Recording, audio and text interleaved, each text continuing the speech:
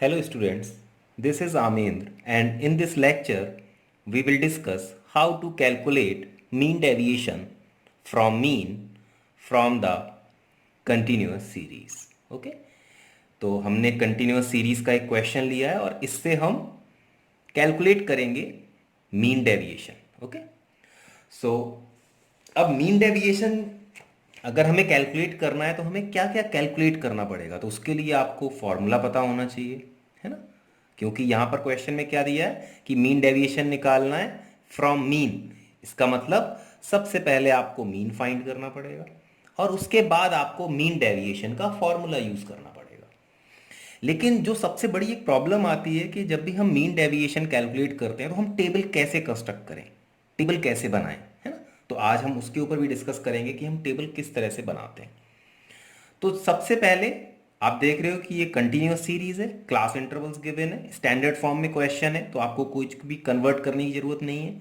अगर ये question standard form में नहीं होता तो सबसे पहले हम इसको स्टैंडर्ड फॉर्म में कन्वर्ट करते कंटिन्यूअस सीरीज के लिए, है ना. लेकिन क्योंकि ये स्टैंडर्ड फॉर्म में 0 to 10, 10 to 20, 20 to 30 और ये फ्रीक्वेंसीज आपको गिवन है.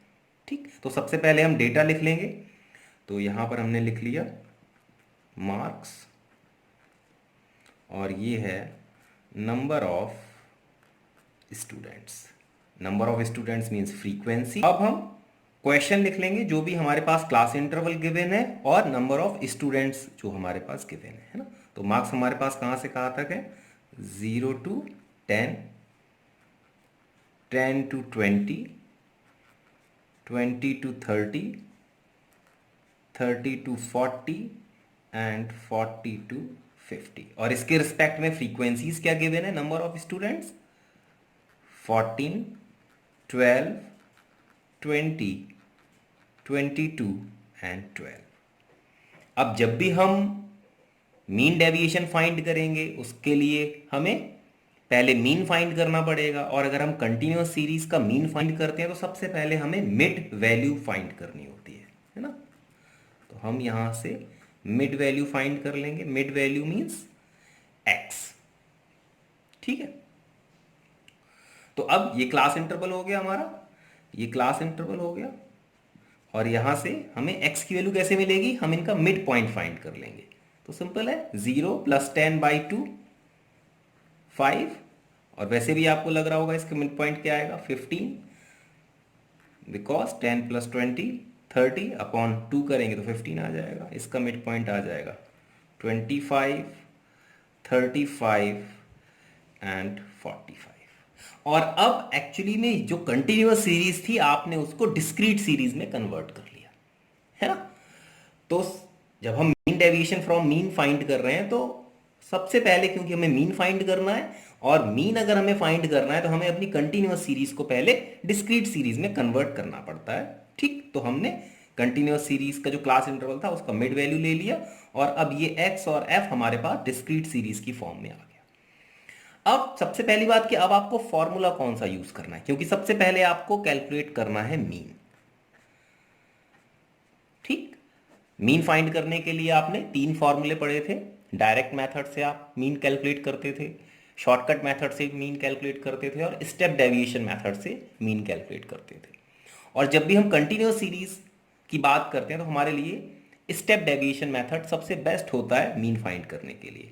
तो हम आपको उसी से ही मीन कैलकुलेट करके बताएंगे. जिन लोगों को नहीं आता है वो सीख सकते हैं कि स्टेप डेविएशन से हम कैसे मीन फाइंड करते हैं.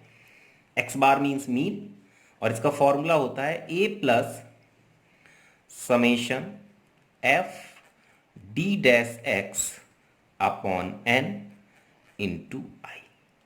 ठीक है, where a is assumed mean,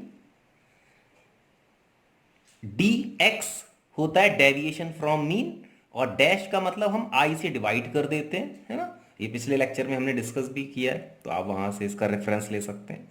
i means class interval जो आपको क्वेश्चन में गिवन है, class interval. n means sum of frequency. तो हम इन सारी वैल्यूज का यूज करेंगे.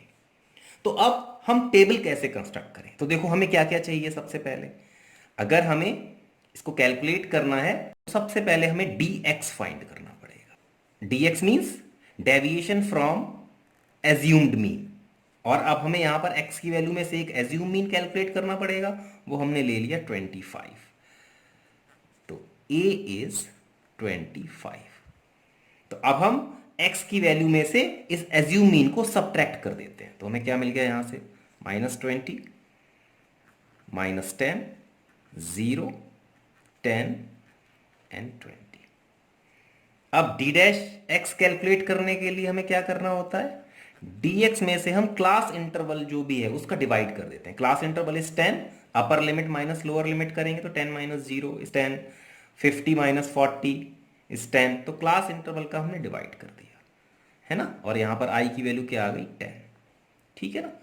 तो अब जब इसका डिवाइड किया 10 से, तो ये -20/10 करेंगे तो ये -2 -1 0 1 एंड 2। और अब हमें क्या कैलकुलेट करना है, एफ डी डैश एक्स। तो F D dash x means अब इस फ्रीक्वेंसी का डी डैश एक्स से मल्टीप्लाई कर देते हैं। ठीक, और जब आप इसका मल्टीप्लाई करोगे तो आपको कितना मिल जाएगा, तो कैलकुलेशन आपकी बहुत आसान हो गई है ना। जैसे आप इसका मल्टीप्लाई करोगे तो ये आ जाएगा -28, ये आ जाएगा -12 0, इसका जब मल्टीप्लाई करेंगे तो ये आ जाएगा 22, और जब इसका मल्टीप्लाई करेंगे 12 × 2 तो ये आ जाएगा 24। ठीक, और जब हम इसका सम करेंगे तो हमें मिल जाएगा 6। और अब हम मीन फाइंड कर सकते हैं क्योंकि हमने यहाँ पर सारी वैल्यूज कैलकुलेट कर ली हैं अपनी टेबल में, है ना। तो आप इसको ऐसे लिख सकते हो, ये कॉलम टोटल के लिए हमें क्या क्या चाहिए, ए हमारे पास है 25, आई इज 10, ठीक है ना। Summation F D dash X हमारे पास है 6, and N, N means sum of frequency, तो सम ऑफ फ्रीक्वेंसी इज 80। जब आप इसका सम करोगे तो ये 80 आ जाएगा। तो हमने किस तरह से टेबल कंस्ट्रक्ट करी, with the help of formula. आप पहले फॉर्मूला लिख लो और वहां पर आपको जो जो चीज रिक्वायर्ड है आप उसके हिसाब से कॉलम बना लो। ठीक, तो अब यहां पर वैल्यूज पुट कर देंगे। तो A is 25, summation F D dash means इन सबका सम कर देंगे तो ये समेशन एफ डी डैश आ गया, it is 6/n is 8 and I is 10। और जब मैं इन सबको कैलकुलेट करूंगा तो हमारा मीन आ गया 25.75। This is your mean. ठीक, अब हमें क्या कैलकुलेट करना है, अब हमें निकालना है मीन डेविएशन फ्रॉम मीन। ठीक है, तो अब इसका फॉर्मूला लिख लेते हैं हम। मीन डेविएशन फ्रॉम मीन का फॉर्मूला क्या है, mean deviation from mean is equals to summation F mod of x minus x bar upon N. ठीक है, ये फॉर्मूला है आपके पास। तो अब हमें क्या करना पड़ेगा, x माइनस एक्स बार फाइंड करना है और उसका मल्टीप्लाई f फ्रीक्वेंसी से कर देना है और उसका सम निकालना है। तो सबसे पहले हम कैलकुलेट करेंगे x माइनस एक्स बार। x माइनस एक्स बार कैसे निकलेगा, ये x की वैल्यूज हैं, इसमें से मीन को हम सब्ट्रैक्ट कर देंगे तो क्या हो जाएगा 5 माइनस 25.75। ठीक, और जब मैं इसको सब्ट्रैक्ट करूंगा तो ये आ जाएगा 20.75। सिमिलरली 15 माइनस 25.75 तो ये आ जाएगा 10.75। क्योंकि मॉड है तो हम यहां पर पॉजिटिव वैल्यू ही लेते हैं, चाहे वो नेगेटिव हो या पॉजिटिव हो। 25 minus 25.75 is 0.75, 35 minus 25.75 is 9.25 and similarly it is 19.25। अब हमें क्या फाइंड करना है, f mod of x minus x bar, मतलब इन वैल्यूज में हमें f का मल्टीप्लाई करना है। और जब आप f का मल्टीप्लाई करोगे यहां पर तो 14 का मल्टीप्लाई करेंगे हम 20.75 से तो हमें मिलेगा 290.5। जब इसका मल्टीप्लाई करेंगे तो ये आ जाएगा 129.00। 20 का जब मैं इसे मल्टीप्लाई करूंगा तो ये आ जाएगा 15.00। 22 का जब इससे मल्टीप्लाई करूंगा तो ये मिल जाएगा 203.50, एंड जब मैं 12 का 19 से मल्टीप्लाई करूंगा तो मुझे मिल जाएगा 231.00, और जब मैं इन सबका टोटल करूंगा तो मुझे मिल जाएगा 869। ठीक है, तो अब फॉर्मूला हमारे पास है पहले से मीन डेविएशन फ्रॉम मीन का, तो अब इन सबका सम कर दिया, क्या आ गया 869, तो यहां पर लिख देंगे 869, क्योंकि ये क्या है, sum of f mod of x minus x bar, ये हमारे पास पहले से ही है, तो हमने इसका सम कर लिया, अपॉन एन इज 80। ठीक, और जब मैं इसको कैलकुलेट करूंगा तो मुझे क्या मिल जाएगा, ये मिल जाएगा मुझे 10.86। ठीक, तो यहां से मुझे मीन डेविएशन मिल गया। Mean deviation from mean is, mean deviation from mean is 10.86।